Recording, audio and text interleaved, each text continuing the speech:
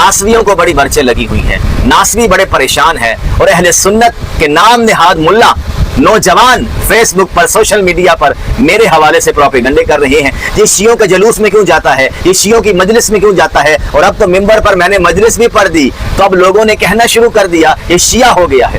अहले सुन्नत का अहले बैत से कोई ताल्लुक नहीं है। वो अहले सुन्नत जो फतवे लगाती है, अंदाज अपना अपना होता है। अगर मैंने मजलिस पढ़ी है और मैं मजलिस में गया हूँ, मुझे अल्लाह ने मौका दिया है, ऊपर से फजल हुआ है, इनायत हुई है, तो अब जहाँ अहले सुन्नत में अबू तालिब की तकफीर की जाए, जहाँ अहले सुन्नत में सैयदा कायनात के तस्करा करने पर, मौला अली का तस्करा करने पर, हसनैन का तस्करा करने पर, जमी अहले बैत का तस्करा करने पर शियत के फतवे लग जाएं, तो कौन सी सुन्नियत लेकर बैठे हो। जहाँ अहले सुन्नत में ये रवैये पाई जाए तो भाई हम मौलाई हैं, हम तफसीली हैं, हम ऐसे सुन्नियत से ऐलान बरात करते हैं। लेकर जाओ अपनी सुन्नियत।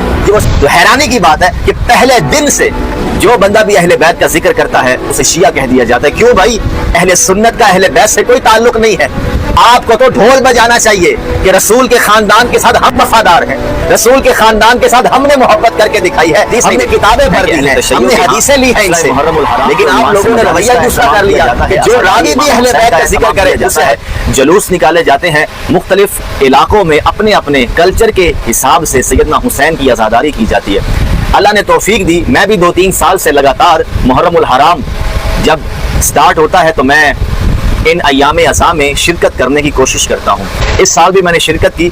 जुलूस में मैं उस तरह नहीं जा सका, लेकिन मैंने अज़ादारी इमाम हुसैन में शिरकत की। यजीद के अज़ाइम को बेनकाब करने के लिए गाज़ी अब्बास के अलम की छाँव में अल्लाह ताला ने हमें यह तौफीक दी है कि सुन्नी शिया मिलकर वहदत का पैगाम देते हुए हुसैन की आज़ादारी में इकट्ठे हैं, यजीद को बेनकाब करने में इकट्ठे हैं, हुसैन के मेहमान बनकर हम जाते हैं। इस बार अल्लाह ने मौका दिया, इनायत हुई, फजल हुआ कि मुझे मिंबर पर खिताब करने का मौका मिला। और अभी सोशल मीडिया पर एक मजलिस वायरल हो रही है जो रजवा सादात में मैंने पढ़ी है।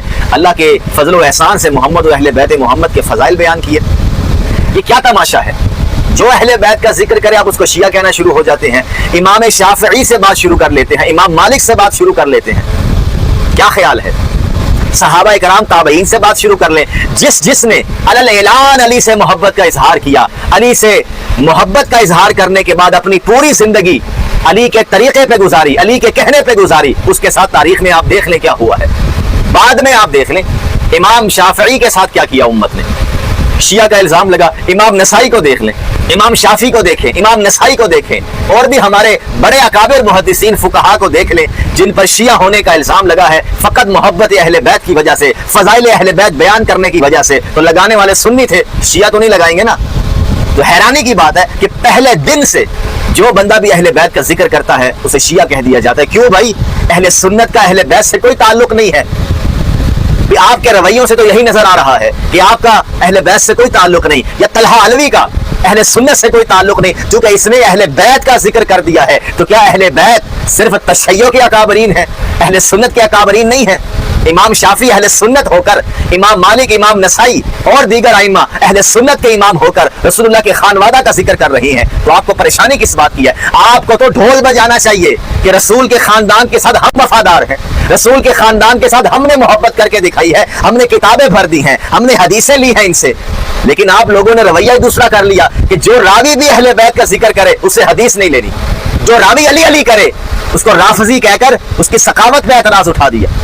तो कहीं ना कहीं फिर ये बात जरूर है कि अहले सुन्नत का अहले बैत से कोई ताल्लुक नहीं है। वो अहले सुन्नत जो फतवे लगाती है, अंदाज अपना अपना होता है। अगर मैंने मजलिस पढ़ी है और मैं मजलिस में गया हूं, मुझे अल्लाह ने मौका दिया है, ऊपर से फजल हुआ है, इनायत हुई है, तो आप क्या कहा है उस मजलिस में? सैयदा कायनात के फजाइल बयान किए हैं। चले आपकी नजर में कोई गैर शरई बात है तो उस गैर शरई बात की इस्लाह फरमा दे।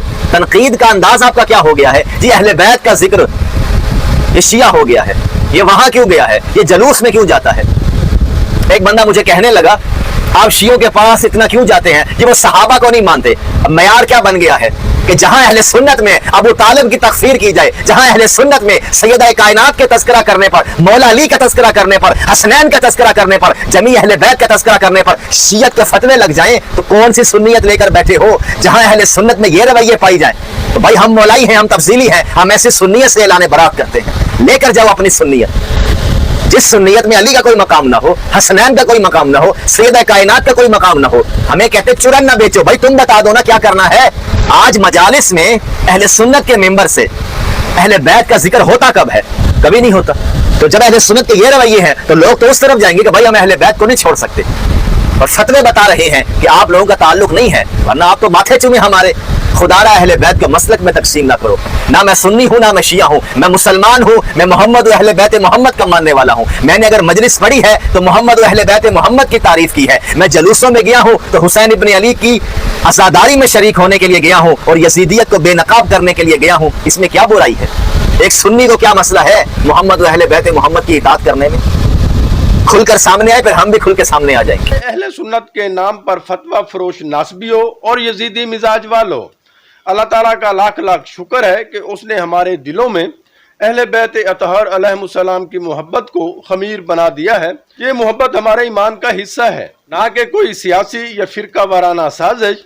لیکن افسوس کہ آج کچھ لوگ جو اپنے آپ کو اہل سنت کہتے ہیں در حقیقت اہل بیت کے دشمنوں کے ایجنٹ بن چکے ہیں. وہ اہل بیت کے فضائل سن کر کانپ اٹھتے ہیں جیسے شیطان اذان سن کر بھاگتا ہے. برادران، محرم الحرام کے ان ایام مبارک میں جب پوری امت کو چاہیے تھا کہ امام حسین علیہ السلام کی شہادت پر آنکھیں نم ہو، تو تکفیریوں نے فتووں کی بارش شروع کر دی. یہ شیعوں کے جلوس میں کیوں گیا؟ یہ شیعہ ہو گیا. یہ تمہارا ایک ہی نعرہ ہے. کیا تمہارا ایمان اتنا کمزور ہے کہ اہل بیت کا ذکر سنتے ہی شیعہ کا لیبل لگا دو؟ اگر اہل بیت کے فضائل بیان کرنے والا شیعہ ہے تو پھر امام شافعی، امام مالک، امام نسائی، امام ابن حجر مکی، امام سیوطی اور علامہ ذہبی سب شیعہ تھے.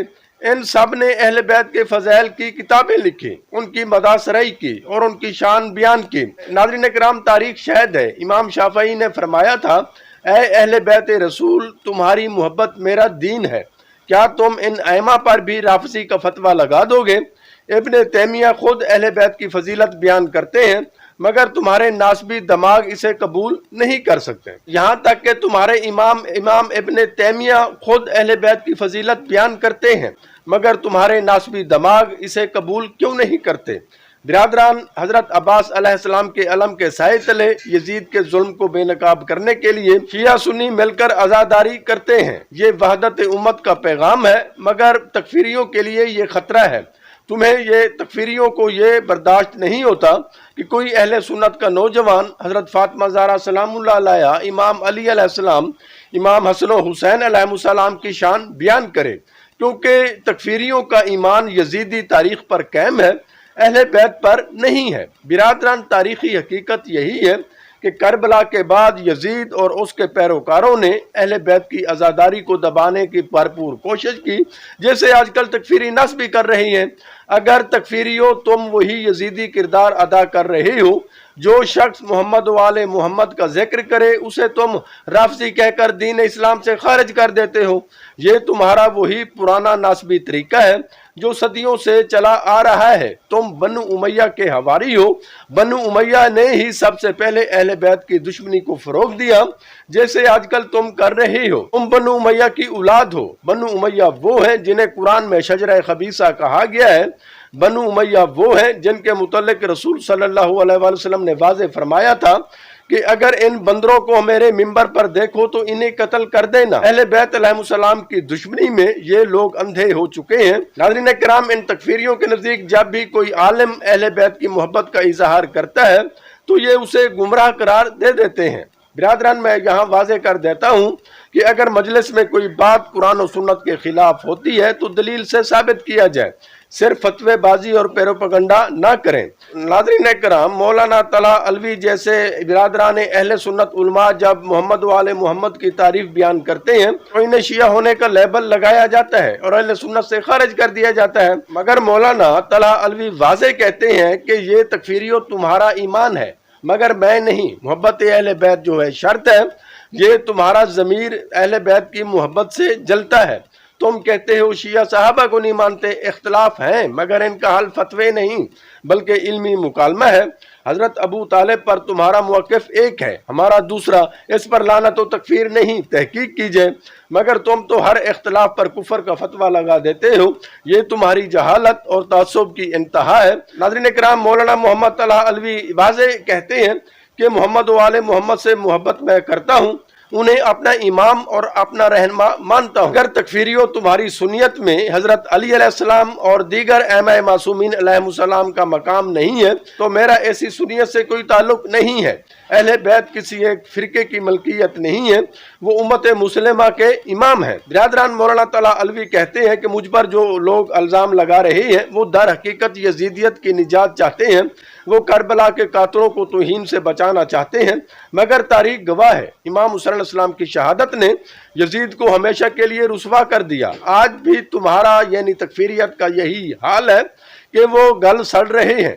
اے ناسبیو، فتوے چھوڑ دو، اہل بیت کی محبت سے دل بھر لو، ورنہ قیامت کے دن رسول اللہ صلی اللہ علیہ وآلہ وسلم تم سے پوچھیں گے تم نے میرے اہل بیت کے ساتھ کیا سلوک کیا۔ ناظرین کرام، ہماری دعا ہے کہ اللہ تعالیٰ مولانا طلحہ علوی جیسے دیگر اہل سنت برادران کو بھی اہل بیت کی سچی محبت، حق کی پیروی اور امت میں محبت و احترام کی توفیق عطا فرمائے۔ دوستو، ویڈیو پسند ہے تو اس طرح کی دیگر ویڈیو کے لیے ہمارے چینل کو سبسکرائب کر لیں۔ خدا حافظ۔